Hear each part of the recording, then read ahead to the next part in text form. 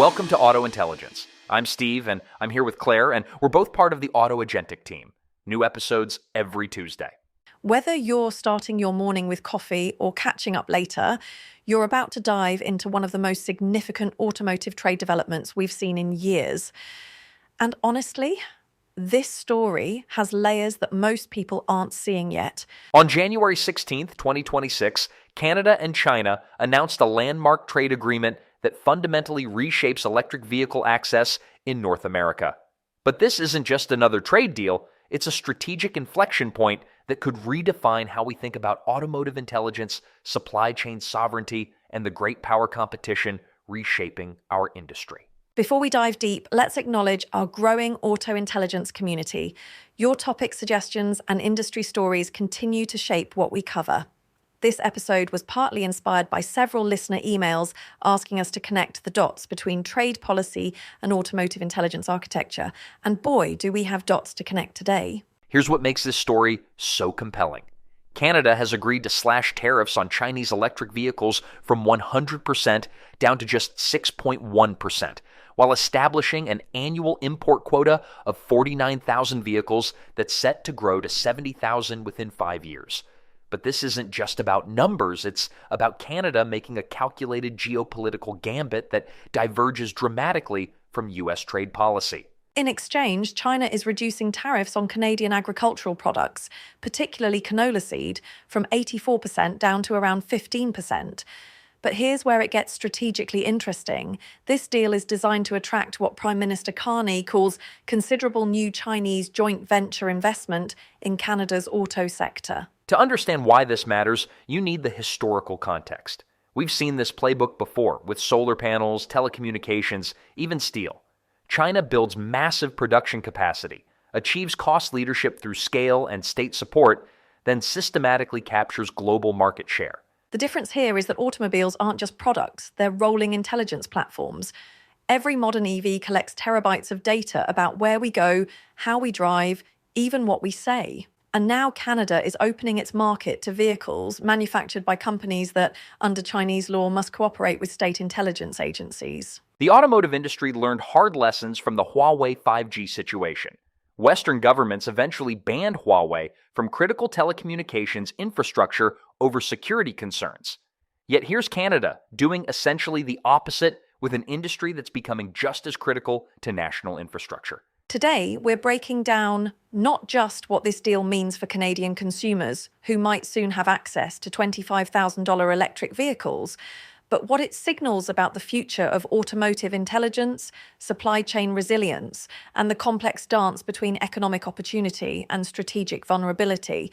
So grab your coffee, settle in, and let's decode how a trade deal in Ottawa could reshape automotive competition from Mexico City to Munich, and why your next car purchase might have implications for North American security architecture.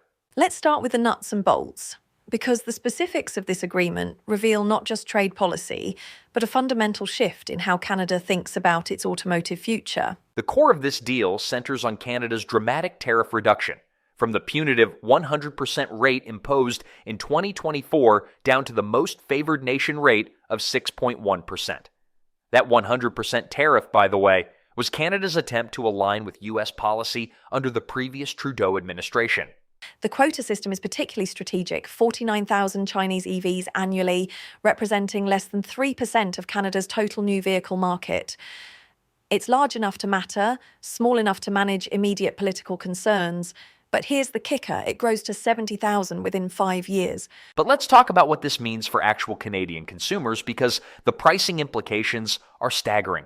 By 2030, over 50% of these imported vehicles must be priced at 35,000 Canadian dollars or less. We're talking about BYD Seagull models potentially priced under 20,000 Canadian dollars. That's cheaper than most internal combustion vehicles. Think about that competitive dynamic. Tesla's China-made Model 3 was selling for around 65,000 Canadian dollars before the tariffs. Now you've got BYD offering vehicles like the Atto 3, comparable to a Model Y in size, positioned near that $35,000 threshold. The timing here is crucial. Canadian EV sales actually dropped 32% in the first 3 quarters of 2025. ZEV market share fell to 9.2% in Q2 2025, down from 9.7% in Q1. High prices have been the primary barrier to EV adoption. And here's where Canada is making a fascinating bet on market psychology. Transport Canada has committed to expediting approval processes for new Chinese EV models, aiming for 8-week certifications. That's regulatory streamlining designed to get affordable EVs to market as quickly as possible. The agricultural component can't be overlooked either because it shows how Canada is thinking systemically about this relationship. China's commitment to reduce canola tariffs is expected to unlock nearly $3 billion in export orders for Canadian producers. For a country that saw its China trade fall by 10.4% in 2025, that's substantial economic relief. But let's talk about what's really driving Canada's strategic calculus here, because it's more complex than simple economic opportunism. Absolutely. Prime Minister Carney has been explicit about viewing this as economic diversification. There's a sense in Ottawa that over-reliance on the U.S. as a trading partner creates vulnerability, especially given what Canadian officials describe as unpredictable American trade policies. This is where intelligence architecture becomes crucial. Canada is making a calculated bet that building economic ties with China, particularly in emerging technologies like EVs, strengthens its negotiating position globally. It's not just about today's trade flows, it's about positioning for tomorrow's economic landscape. The joint venture component is particularly strategic. Chinese companies have already expressed interest in partnering with Canadian firms to produce EVs domestically. There's even speculation about BYD evaluating battery production facilities in Halifax. But here's where it gets complicated. Intelligence architecture isn't just about economic flows, it's about technological sovereignty. Joint ventures with Chinese firms inevitably raise questions about intellectual property protection, technology transfer, and long-term strategic autonomy. Now here's where this story gets really interesting from a domestic politics perspective. Canada's provinces are split right down the middle on this deal, and their reactions tell us everything about the economic tensions this creates. Ontario has come out swinging against this agreement, and when you understand Ontario's position in Canada's auto ecosystem, you understand why Premier Doug Ford is pulling no punches. Ford called it a terrible, terrible miscalculated decision and a self-inflicted wound to an already injured Canadian auto industry. He's even referring to Chinese EVs as subsidized spy cars. Ford's argument is that the deal grants China a foothold in the Canadian market that will be exploited to the detriment of Canadian auto jobs. And he's got legitimate concerns. Ontario hosts the vast majority of Canada's automotive manufacturing. But here's what makes Ford's opposition particularly sharp. He says the federal government didn't consult Ontario before announcing the deal, calling it a knee-jerk reaction. That's a direct shot at federal-provincial coordination on trade policy. Unifor, the union representing Canadian auto workers, has echoed Ford's criticisms, with National President Lana Payne calling the deal a self-inflicted wound that risks transforming Canada into a dumping ground for heavily subsidized Chinese electric vehicles. Meanwhile, British Columbia sees this completely differently. They're framing this as a win for British Columbia's economy. The Vancouver Fraser Port Authority is anticipating handling increased volumes of imported EVs, which means more jobs in logistics and port operations. BC's perspective makes sense when you consider their context. They don't have the same legacy auto manufacturing base as Ontario. Instead, they're focused on achieving aggressive climate targets, and affordable EVs help them get there faster. Quebec's reaction, or lack thereof, is fascinating. The province has been notably quiet, and strategically, that makes sense. Quebec has positioned itself as Canada's EV battery manufacturing hub, focusing on critical minerals and battery production rather than final vehicle assembly.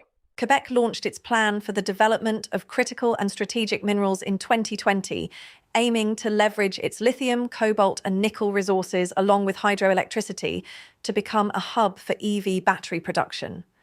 Chinese EV demand could actually benefit Quebec's upstream strategy. This provincial split reveals something crucial about how trade policy intersects with regional economic interests.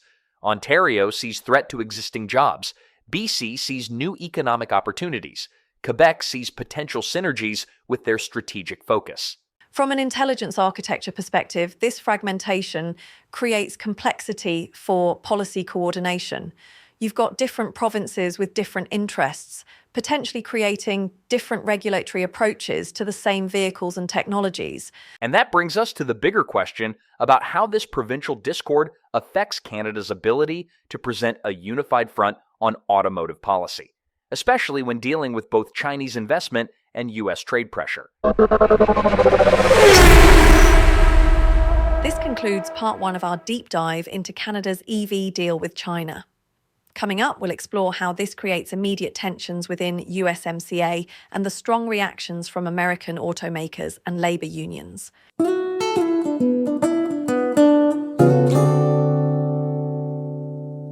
This is where Canada's Gambit creates immediate friction within North America, because trade relationships here aren't just bilateral, they're triangulated through USMCA, and the implications are getting messy fast. The United States-Mexico-Canada agreement requires up to 75% North American content for automotive goods to qualify for duty-free treatment. Canada's new arrangement with China doesn't directly violate this, but it creates complications for the integrated supply chain that USMCA was designed to protect. The U.S. reaction has been, let's call it, complex and contradictory. President Trump reportedly called the deal a good thing, saying if you can get a deal with China, you should do that. But other administration officials have been far more critical. Transportation Secretary Sean Duffy warned that Canada will live to regret the day they partner with China and bring in their vehicles, emphasising concerns that China aims to take over the auto industry. This reflects broader US anxieties about Chinese industrial strategy and economic warfare. The cybersecurity dimension adds another layer of US concern. U.S. officials have made clear that Chinese vehicles entering Canada would not be allowed into the United States, citing existing regulations and cybersecurity concerns about connected vehicle data collection. Mexico's position is particularly interesting here because it shows how each USMCA partner is developing its own China strategy. Mexico implemented its own tariffs, up to 50% on passenger cars from countries without free trade agreements, including China, effective January 1st, 2026. So we have three USMCA partners with three completely different approaches to Chinese automotive imports. The US maintains 100% tariffs. Canada drops to 6.1%.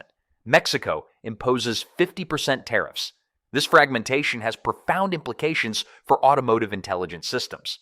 Companies operating across North America now need to navigate three different regulatory environments for Chinese vehicle content, three different tariff structures, and three different sets of safety and cybersecurity requirements.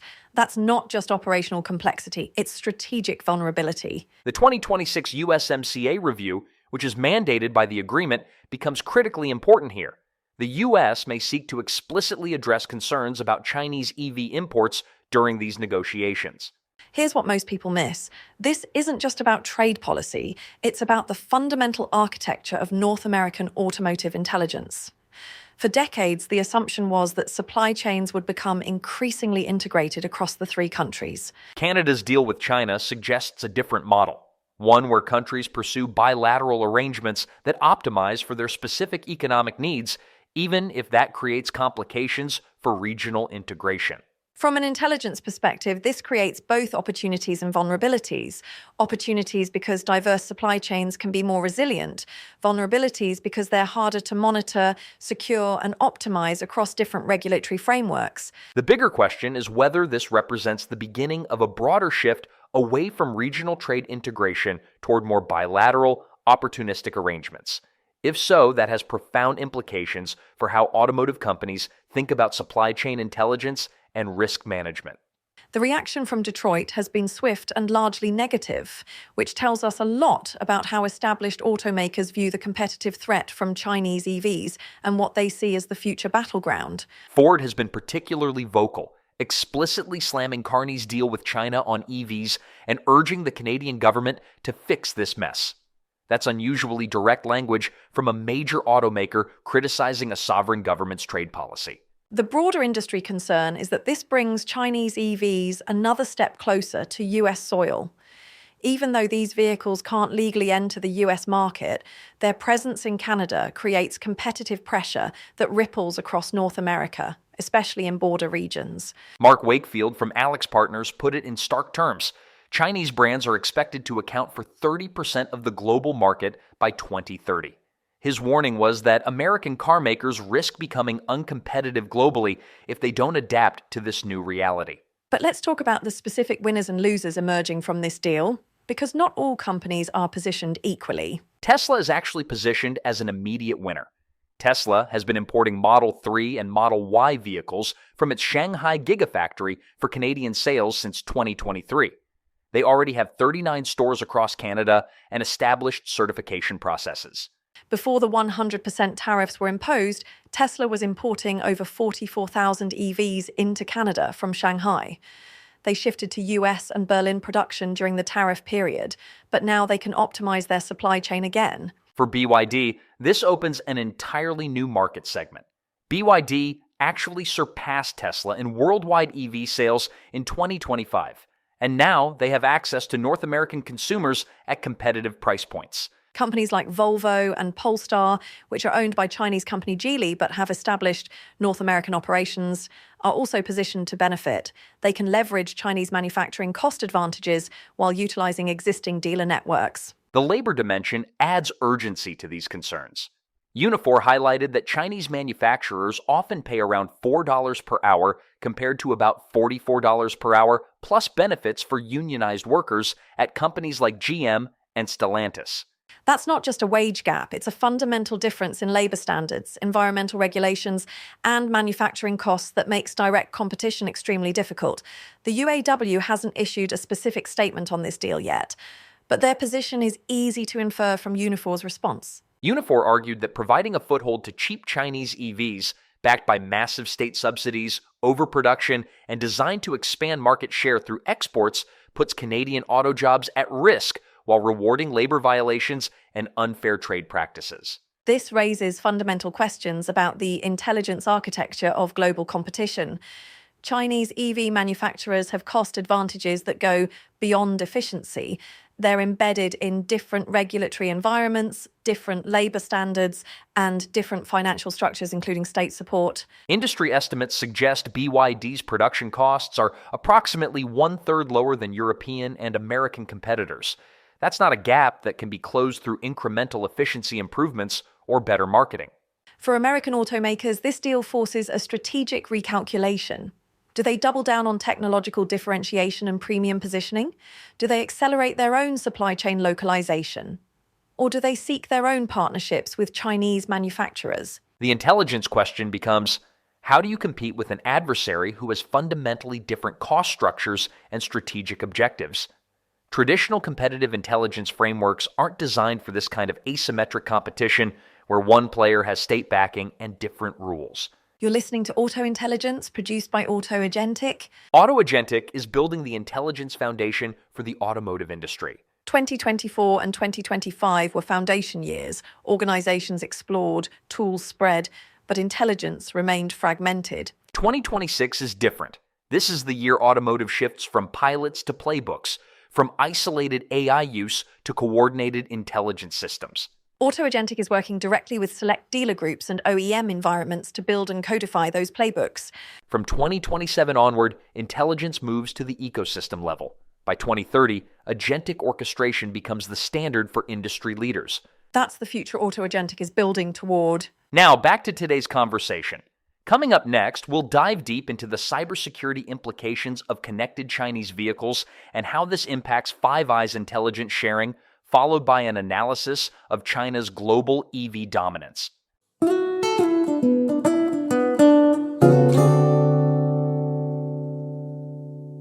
Now we need to talk about the elephant in the room, or should I say, the rolling computer in the driveway. Modern EVs aren't just vehicles, they're sophisticated data collection and transmission platforms, and the cybersecurity implications of this deal go far beyond typical trade policy. Connected vehicles collect vast amounts of sensitive data, location patterns, driving behavior, biometric information from voice recognition, even footage from internal and external cameras. We're talking about rolling surveillance platforms that know more about your daily routine than your smartphone. The cybersecurity risks with Chinese EVs stem directly from China's legal framework, and this is where things get genuinely concerning. China's National Intelligence Law, passed in 2017, obligates Chinese organizations and citizens to support, assist, and cooperate with the state intelligence work. This means Chinese manufacturers could be legally compelled to provide the Chinese government with access to data collected by vehicles operating in Canada, or even to build backdoors into their systems. Such access could lead to mass surveillance, intellectual property theft, or the ability to remotely control or disrupt vehicles. Think about what this means operationally. Every Chinese EV on Canadian roads becomes a potential intelligence collection point. They can track government officials, business leaders, military personnel, anyone whose movement patterns or associations might be strategically valuable. This creates what intelligence analysts call rolling spy vans, vehicles that appear to be consumer products but are actually intelligence platforms. The data they collect includes not just where you go, but when you go there, how fast you drive, who you call while driving, and even conversations in the vehicle. Canadian data privacy laws, primarily PIPEDA, require organizations to obtain consent for data collection and remain accountable for personal information even when transferred outside Canada. But China's legal environment creates a direct conflict. China's personal information protection law and data security law, while appearing to protect personal data, also include provisions that allow the state to collect and access data for national security interests. So data from Canadian users of Chinese EVs could become accessible to Chinese intelligence agencies, completely bypassing Canadian privacy protections. The Five Eyes implications here are profound. The Five Eyes Alliance, Canada, United States, United Kingdom, Australia, and New Zealand, is a long-standing intelligence-sharing partnership that depends on trust and common security standards. The alliance has consistently expressed collective concerns about China's technological advancements, intellectual property theft, and broader national security threats. Canadian CSIS Director David Vigneault has openly spoken about China's interest in Canadian technology for dual-use applications. Canada's decision to facilitate Chinese EV imports could be perceived by its allies as weakening the collective stance against Chinese technological penetration. Countries like the U.S. have initiated investigations into national security risks of Chinese-made smart cars and imposed high tariffs. By diverging from this approach, Canada risks being seen as less committed to the alliance's shared security objectives. That could impact intelligence sharing, particularly regarding technology and cybersecurity threats. When your closest allies don't trust the security of your domestic vehicle fleet, that creates operational complications. Canada does have a vehicle cybersecurity strategy through Transport Canada, emphasizing collaboration, robust security practices, and a risk-based approach. But the direct import of Chinese EVs complicates enforcement of these security standards. Here's the challenge. How do you audit the cybersecurity of vehicles manufactured in China? How do you verify that data isn't being transmitted to unauthorized parties? How do you ensure that over-the-air updates don't introduce new vulnerabilities or capabilities? Even at the component level, Chinese technologies pose risks. Cellular IoT modules that enable internet connectivity in vehicles are increasingly dominated by Chinese companies. These components could contain vulnerabilities that are impossible to detect without access to source code and manufacturing processes. From an intelligence architecture perspective, this creates a fundamental asymmetry. Canadian security agencies need to assume that Chinese EVs are potential intelligence collection platforms, while also managing the economic and political benefits of affordable transportation options. The broader question is whether democratic governments can accept the cybersecurity risks of Chinese connected vehicles in exchange for economic benefits, or whether this represents a fundamental incompatibility between open markets and national security. To understand why Canada made this deal and what it means globally, you have to appreciate just how dominant China has become in EV production and how that dominance is reshaping worldwide automotive markets and competitive dynamics. The numbers are staggering. China accounted for over 70% of the world's electric car production in 2024, with Chinese OEMs dominating over 80% of their domestic output. But it's not just about domestic production. It's about a coordinated global export strategy. Chinese EV exports doubled in 2025, with Europe emerging as the primary destination. Global EV sales reached 20.7 million units in 2025, a 20% increase, and China alone contributed 12.9 million units to that total. What's particularly striking is the cost advantage that goes beyond traditional manufacturing efficiency.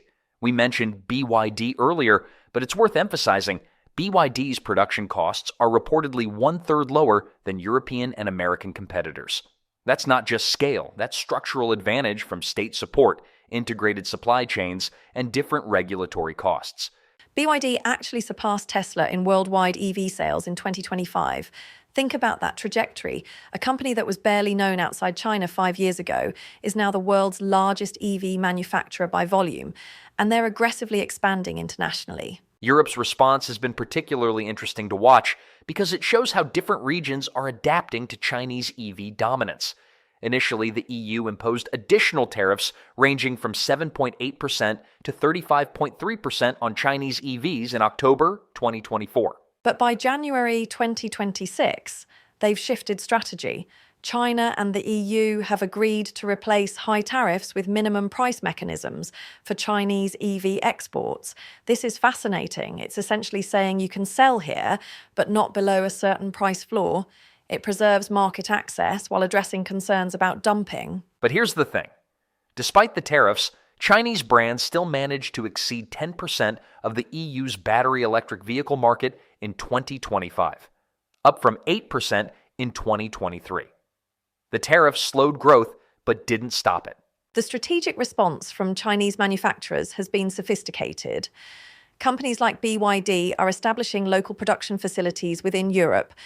BYD's plant in Hungary is slated for trial production in early 2026. By 2026, almost half of Chinese OEMs' overseas manufacturing capacity will be located in Europe. This is intelligence architecture in action. When you face trade barriers, you don't just lobby against them, you restructure your operations to work within them. Chinese companies are turning tariff challenges into opportunities for local investment and job creation, which makes them harder to oppose politically. Asia outside of China presents a different dynamic. The Asian EV market, excluding China, is projected to grow at a 13.2% compound annual growth rate between 2026 and 2031. The ASEAN EV market alone is forecasted to grow from $4.55 billion in 2025 to $23.58 billion by 2031. Southeast Asian nations and India are rapidly evolving into new EV manufacturing hubs, largely due to government incentives, focus on affordable local production, and abundant access to critical raw materials. This creates interesting competitive dynamics where Chinese companies compete not just with Western firms, but with emerging local players. What we're seeing is the emergence of multiple regional ecosystems, each with different cost structures, regulatory environments, and strategic objectives.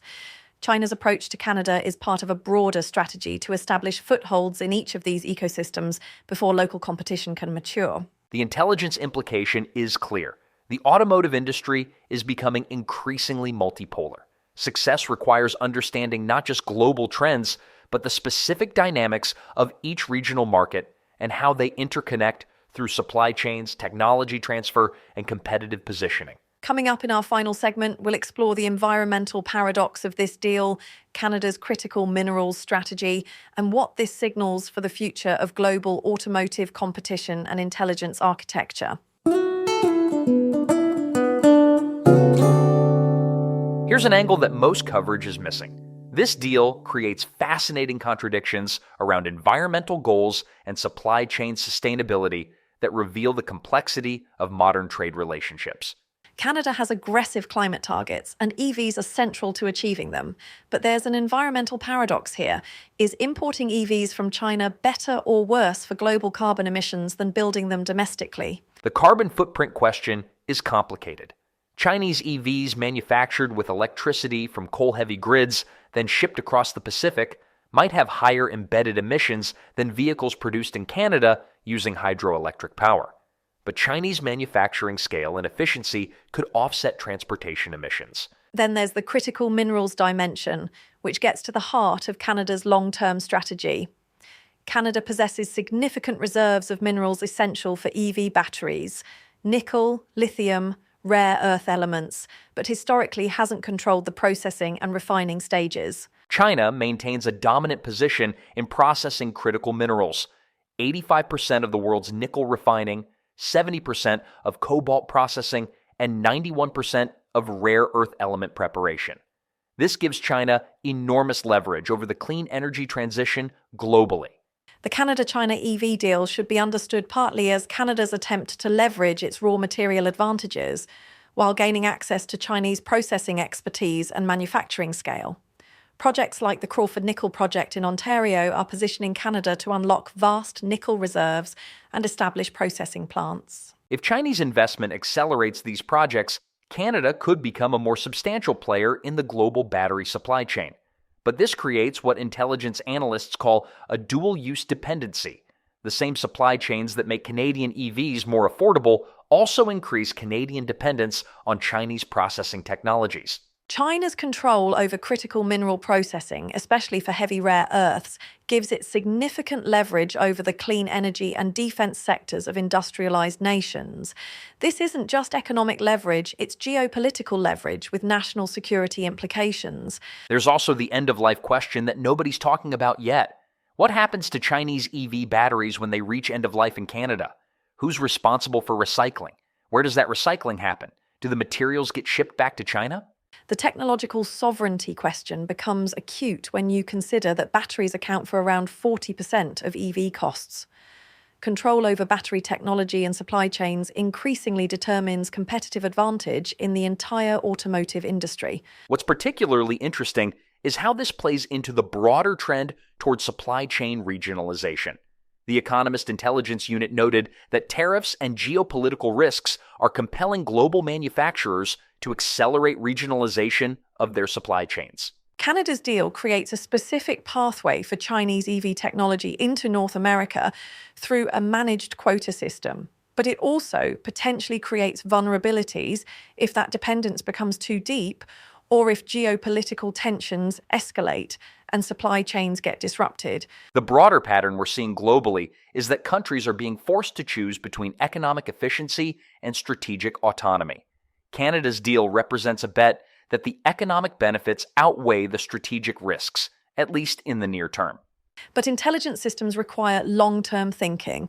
The choices countries make about supply chain dependencies today will shape their strategic options for decades. That's the real stakes of this deal beyond the immediate economic impacts. Let's step back and think about what this Canada-China deal signals for the future of global automotive trade and competition. Because this isn't just about one bilateral agreement, it's about a fundamental shift in how countries balance economic opportunity with strategic alignment. The immediate scenario is that Canada becomes a testing ground for managed integration of Chinese EVs into North American markets. If this works, if Canada successfully attracts Chinese investment while maintaining technological sovereignty, it could become a model for other countries facing similar trade-offs. But there are also significant downside risks. Critics worry that Canada could become what they call a dumping ground for Chinese EVs, undermining domestic automotive jobs while providing limited long-term economic benefit. Chinese firms have already shown interest in acquiring Canadian lithium and rare earth assets, which suggests a strategic intent to secure upstream supply chains rather than just market access.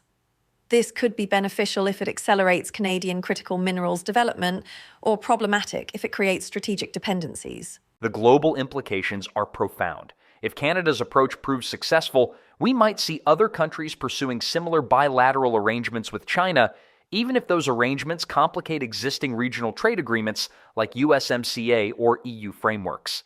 Europe is already grappling with this. The EU's shift from tariffs to minimum price floors suggests a recognition that Chinese EV penetration is inevitable, and the question becomes how to manage it rather than whether to allow it. Asian markets outside China are experiencing rapid growth. The ASEAN EV market is projected to reach $23.58 billion by 2031.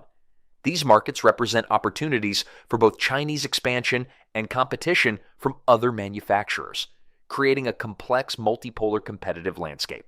The intelligence architecture challenge is that success increasingly requires understanding not just your direct competitors, but entire ecosystems of government policy, supply chain dependencies, technological capabilities, and geopolitical relationships. Looking ahead 5 to 10 years, we're likely to see the automotive industry become increasingly regionalized, with different regions having different dominant players, different cost structures, and different regulatory approaches.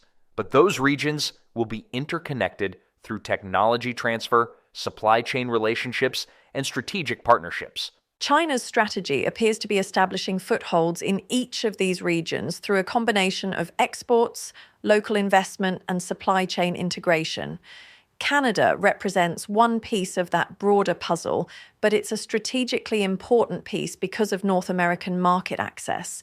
For American automakers, this creates both challenges and opportunities. The challenge is increased competition from lower-cost, technologically sophisticated Chinese vehicles. The opportunity is learning from Chinese manufacturing and supply chain innovations, potentially through partnerships or technology licensing.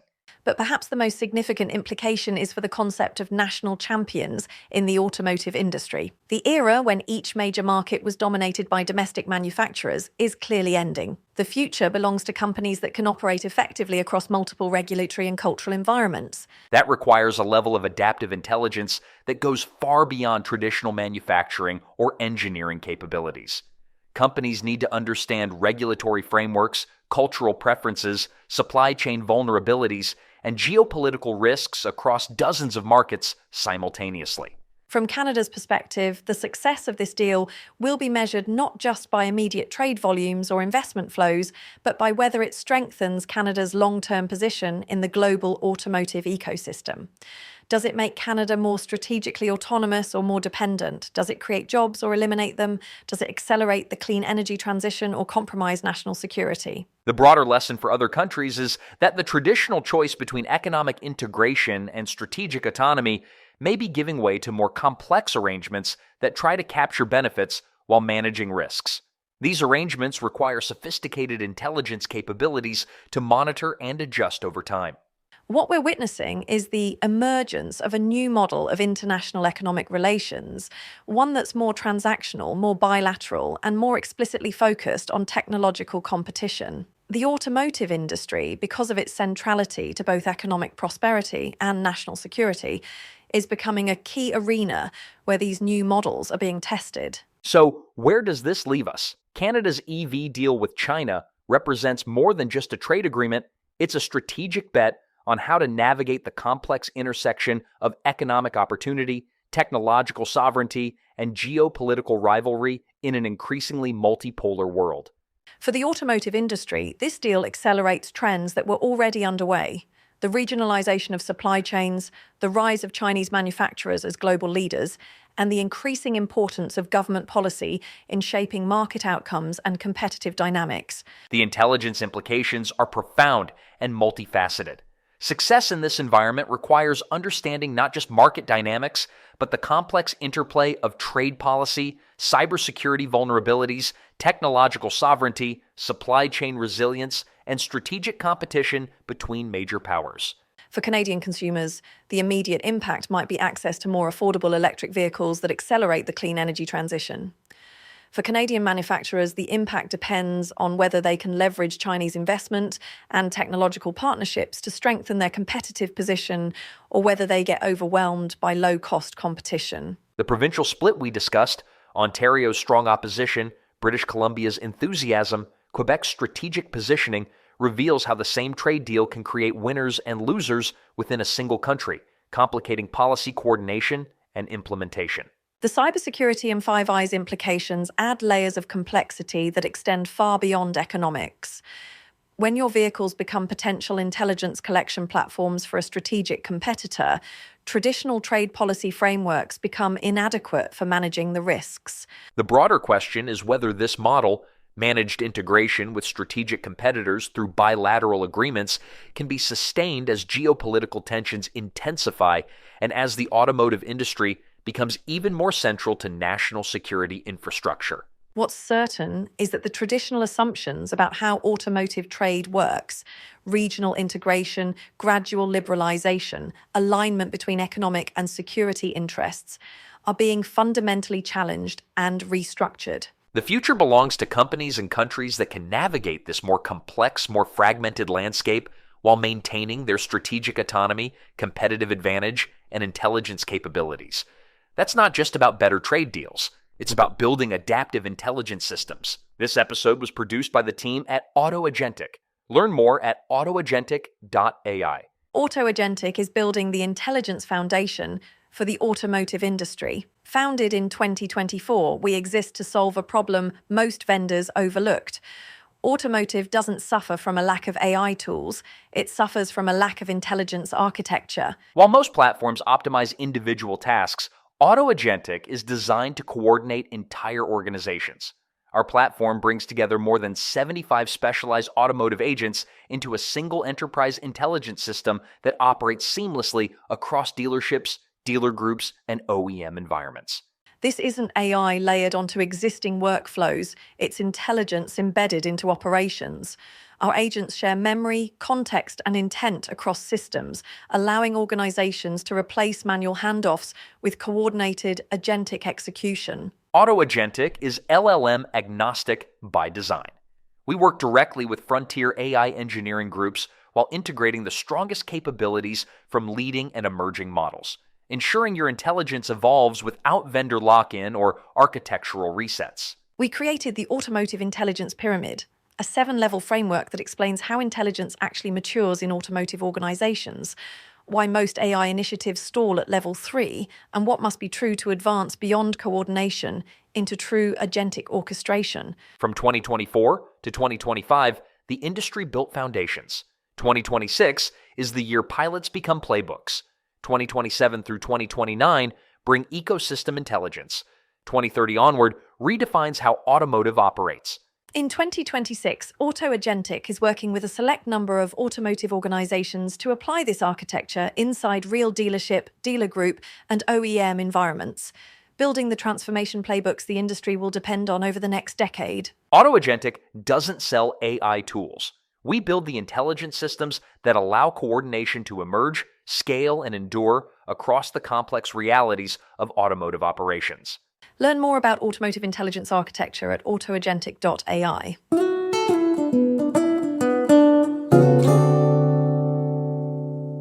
Special thanks to Barry Hillier, co-founder and CEO of Autoagentic, for his continued vision in building automotive intelligence architecture that helps organizations navigate exactly these kinds of complex strategic challenges. We want to hear from you. Send us your thoughts on this Canada-China deal, stories from your dealership or manufacturing operation, insights from your provincial perspective, or ideas for future episodes.